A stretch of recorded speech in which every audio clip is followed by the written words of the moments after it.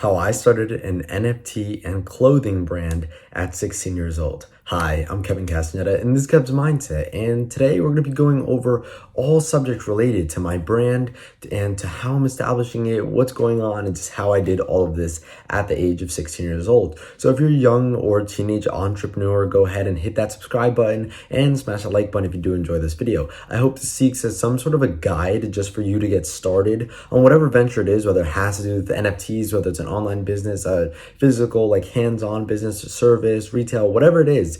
I want you to be able to walk away from this video and say, okay, I learned something and this is going to help me pursue whatever it is that my business is. So that's just kind of my whole goal with this video. Now let's get right into it. So I currently started a brand called Distorted Emotions Incorporated. Now we did file for an S Corp, which if you don't know what that is, I'll throw that up on screen. But an S Corp essentially allows us to do quite a substantial amount of stuff. So me and my partner divvied up the shares half and half, 5,000 shares each.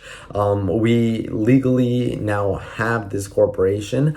We have a lot going on. We got something called an EIN, which allows us to get a checking account for the business. It's basically like a social security number for the business itself. And it also allows us to hire W-2 employees, which essentially is a normal payroll, normal employee. And so it allows us to hire employees, which these are all really good things, as it allows us to expand when necessary. It allows us to do many different things and build credit as teenagers, which if you haven't seen my video on building credit as a teen, that's also a great video. I suggest checking that out for sure.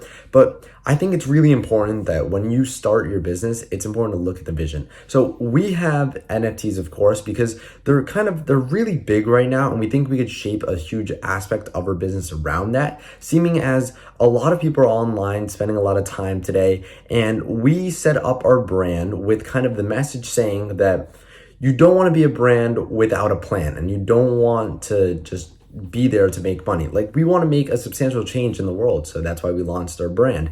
And our plan essentially is we're launching 100 NFTs, and there's 10 categories within this. I'll give you a couple examples, such as a drug category, COVID, politics, etc. So we're making these separate categories, and we're doing 10 NFTs per category, and each of those NFTs will be unique, of course. And the plan is that by the end of this, we'll have 100 committed people to this cause who want to be a part of this, and we can all interact together and speak about kind of all these 10 different categories of issues that are going on in the world, and especially in the United States. So we definitely want to combat these issues, and we're donating 10% of profits to these issues. So now this is a very key part of building the business. Now we have an incentive for the customer to buy in. Now with NFTs, they get to be part of an exclusive group. On top of that, they get to own the artwork. And on top of that, 10% of what they paid for this is going directly to an institution that is going to better the cause that they're interested in or that they care about.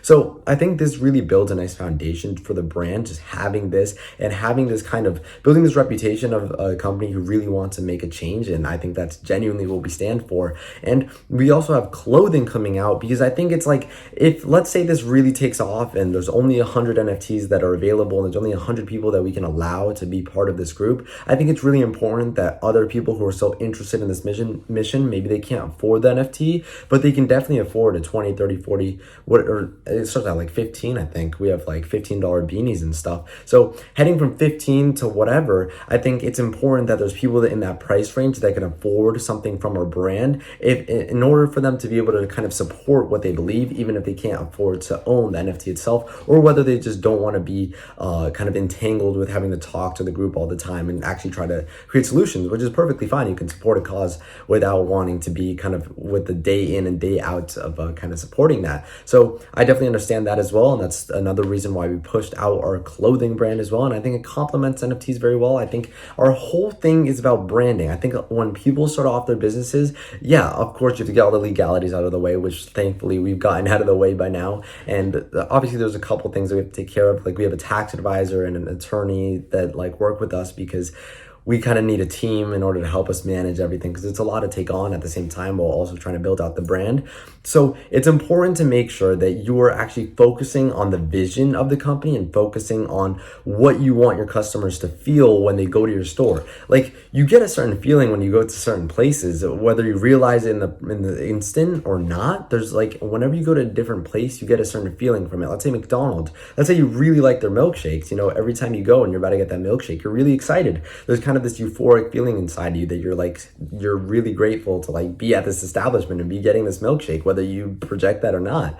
But wherever you go, whatever business it is, there tends to be something that attaches you to that business and that is kind of the driven cause of you getting that product or that service. And so really centering your brand around that whole mission that you have is really important. And I learned that really early on, honestly. At 13 years old, I was trying to run dropshipping companies. I didn't understand why they weren't working out. And it was because it was all about sell, sell, sell, sell, sell. Well, if I really took the time to build out a brand and kind of put in the time, the effort, the social media, talk to people, get to know people, get to know the industry, know your competition, know your market. When you really get to know all those things, you genuinely build an established brand that is kind of there to stand the test of time. And I think that I can easily continue, maybe the company burns cash. That's fine. Right now it's definitely burning cash because we haven't even launched. We're not launching until February 1st. So it's important to first off, have a job to supply the potential of burning cash.